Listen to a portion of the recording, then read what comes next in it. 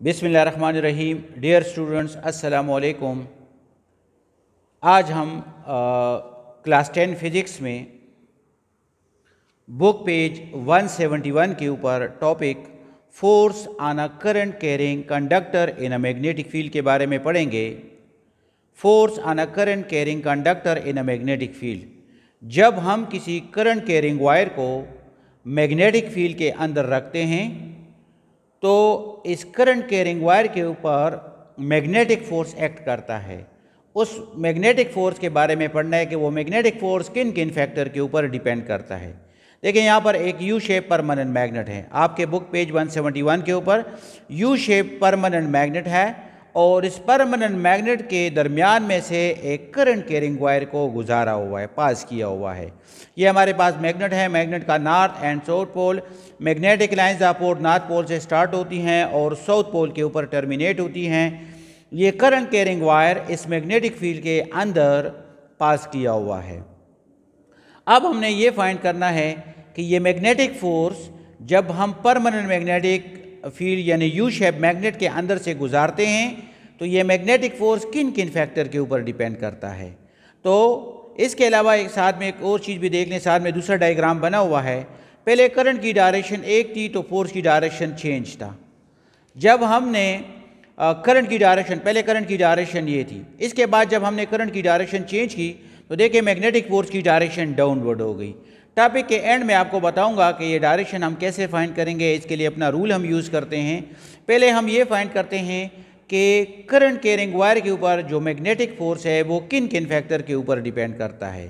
तो ये बात याद रखें, जब हम करंट कैरिंग वायर किसी मैग्नेटिक फील्ड के अंदर गुजारते हैं तो मैग्नेटिक फोर्स डिपेंड करता है मैग्नीट्यूड ऑफ द करंट के ऊपर। करंट के ऊपर डिपेंड करता है कि करंट कैरिंग वायर जो इस मैग्नेटिक फील्ड में से गुजारा हुआ है इसके मैग्नीट्यूड ऑफ द करंट, अगर इसमें से हम ज़्यादा करंट पास करते हैं तो ज़्यादा मैग्नेटिक फोर्स राइज होता है। अगर हम ज़्यादा करंट पास करते हैं यहाँ से तो ज़्यादा मैग्नेटिक फोर्स राइज होता है। इसके अलावा लेंथ ऑफ द कंडक्टर, अगर ये लेंथ ऑफ द कंडक्टर जितना ज़्यादा होगा उतना ही मैग्नेटिक फोर्स भी ज़्यादा होगा। इसके अलावा ये वायर से जो मैग्नेट ने मैग्नेटिक फील्ड अप्लाई किया हुआ है इस मैग्नेटिक फील्ड के ऊपर भी डिपेंड करता है। अगर ये मैग्नेटिक फील्ड स्ट्रांगर हो, मैग्नेट स्ट्रांगर लगा हुआ है, स्ट्रांगर मैग्नेट अप्लाई किया हुआ है, तो यहाँ पर मैग्नेटिक फोर्स यानी मैग्नेटिक फोर्स की जो मैग्नीट्यूड है वो उसकी जो वैल्यू है वो ज़्यादा होगी। मैथमेटिकली हम इसको लिख सकते हैं कि मैथमेटिकली कि मैग्नेटिक फोर्स एफ बी, हम बी से represent, magnetic force is directly proportional to the current. जितना हम ज़्यादा करंट कैरिंग वायर में से गुजारते हैं उतना ही ज़्यादा मैग्नेटिक फोर्स एराइज होता है।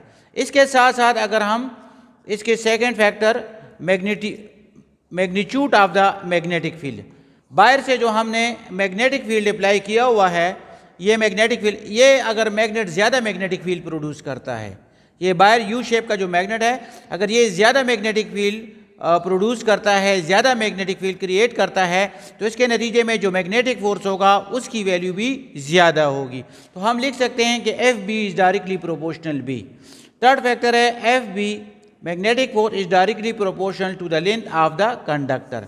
मतलब ये है कि जो हमने कंडक्टर मैग्नेटिक फील्ड के अंदर पास किया हुआ है अगर उसकी मैग्नेटिक फील्ड के अंदर उसका लेंथ अगर ज़्यादा है, ये करंट कैरिंग वायर जो हमने मैग्नेटिक फील्ड के अंदर रखा हुआ है अगर उसका length inside the magnetic field ज़्यादा है तो उससे जो मैग्नेटिक फोर्स होगा उसकी वैल्यू भी ज़्यादा होगी। तो हम लिख सकते हैं कि F B is directly proportional L. This is equation number 3। और एक और फैक्टर है F B is directly proportional sine theta. Magnetic force depend करता है एंगल के ऊपर, साइन ऑफ द एंगल के ऊपर भी डिपेंड करता है और ये angle length of the conductor और ये वायर से जो यू शेप मैग्नेट है इसके मैग्नेटिक फील्ड और इस लेंथ ऑफ द कंडक्टर के दरमियान जो एंगल बनता है इसके ऊपर भी डिपेंड करता है। तो basically magnetic force in factors के ऊपर डिपेंड करता है। अब हम ऐसे करते हैं, इन इक्वेशन को कंबाइन करते हैं। Combining equation 1, equation 2, equation 3 and equation 4। तो इससे एक रिजल्ट एफ बी 4 टाइम आया हुआ है लेकिन हमने इसको एक दफ़ा लिखना है। प्रोपोर्शनलिटी 4 दफ़ा आया हुआ है, हमने एक दफ़ा लिखना है आई बी एल साइन थीटा। ये हमारे पास चार इक्वेशन को हमने कंबाइन किया और F directly proportion I B L sine theta. Sine आप प्रोपोर्शनलिटी को हटाते हैं और उसकी जगह K लगा देते हैं। साइन आपको पता है कि साइन ऑफ प्रोपोर्शनलिटी को जब हम हटाते हैं तो उसकी जगह इज इक्वल टू और साथ में एक कांस्टेंट लगा देते हैं, साथ में I B L sine theta. System international के मुताबिक the value of K is 1। According to system international K की वैल्यू 1 है, तो हम इसको लिखते हैं F B is equal to 1 I L B sine theta. F B is equal to I L B sine theta. ये हमारे पास एक इक्वेशन बन जाता है। दिस इज आवर इक्वेशन जिससे हमें magnitude of the magnetic field के फैक्टर्स हैं, करंट के ऊपर डिपेंड करता है, लेंथ ऑफ द कंडक्टर के ऊपर डिपेंड करता है, मैग्नेटिक फील्ड के ऊपर डिपेंड करता है, और sine of the angle between length of the conductor and magnetic field. अच्छा बेटा, इसके बाद हम ये फाइंड कर सकते हैं कि किस कंडीशन में जब हम इस करंट कैरिंग वायर को मैग्नेटिक फील्ड के अंदर रखते हैं तो वो कौन सी कंडीशन है कि हमें पता लगे कि जो फोर्स अप्लाई होता है वो मैक्सिमम मैग्नेटिक फोर्स है या मिनिमम मैग्नेटिक फोर्स है। तो मैक्सिमम मैग्नेटिक फोर्स के लिए कंडीशन को फाइंड करते हैं कि अगर हमारे पास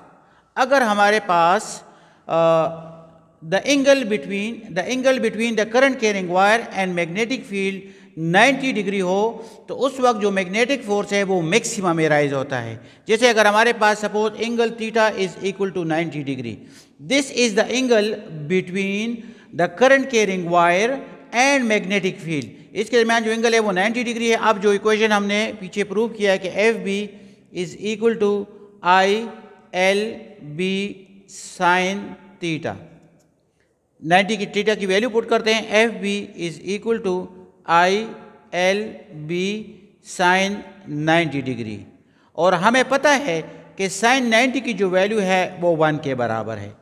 साइन 90 की जो वैल्यू है वो 1 के बराबर है, तो F B is equal to I L B into 1। Sine 90 की जगह मैंने रिप्लेस कर दिया है 1।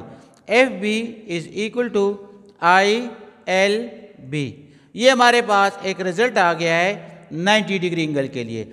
इससे हमें पता लगता है कि जब लेंथ ऑफ द कंडक्टर और मैग्नेटिक फील्ड के दरमियान एंगल 90 डिग्री हो उस वक्त जो फोर्स राइज होता है वो मैक्सिमम होता है। अब सेकंड कंडीशन है इसके मिनिमम फोर्स। दूसरी कंडीशन है मिनिमम फोर्स या मिनिमम मैग्नेटिक फोर्स। अब अगर हमारे पास ये लेंथ ऑफ द वायर और मैग्नेटिक फील्ड आपस में पैरेलल हो जाए, यानी इनके दरमियान 0 डिग्री का एंगल बने, इस वायर को हम ऐसे रख दें जैसे मैग्नेटिक फील्ड की डायरेक्शन और करंट कैरिंग वायर की डायरेक्शन आपस में सेम हो जाए, तो उस वक्त एंगल 0 डिग्री एंगल बनता है।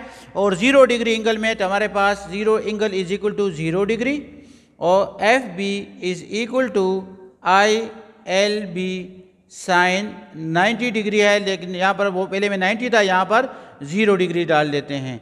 तो साइन 0 की वैल्यू हमें पता है वो 0 के बराबर है, तो F B is equal to I L B into 0।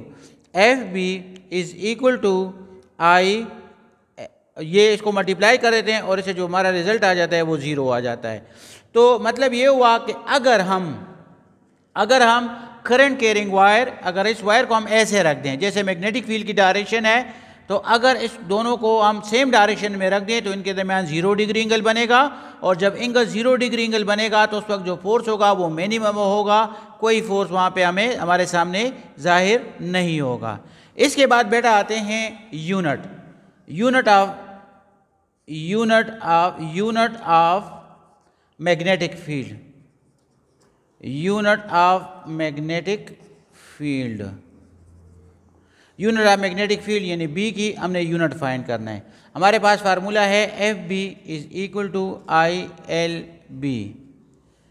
अब दोनों साइडों को ऐसे करता हूँ कि आई एल से divide both sides by I L.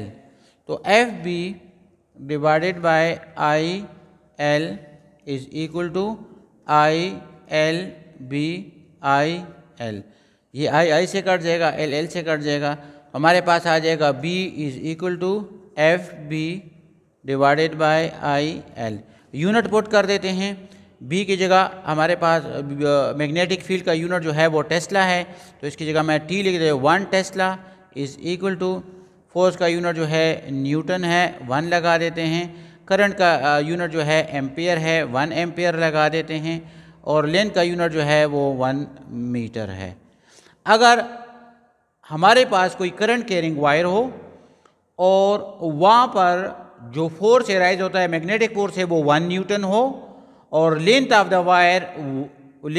Wire जो है वो 1 मीटर हो, और उसमें जो करंट फ्लो होता हो वो 1 एम्पियर हो, तो हमारे पास जो मैग्नेटिक फील्ड होगा वो 1 टेस्ला के बराबर होगा। चूँकि मैग्नेटिक फील्ड का जो यूनिट है वो हमारे पास टेस्ला है, तो 1 tesla is equal to 1 newton divided by 1 ampere divided by 1 metre.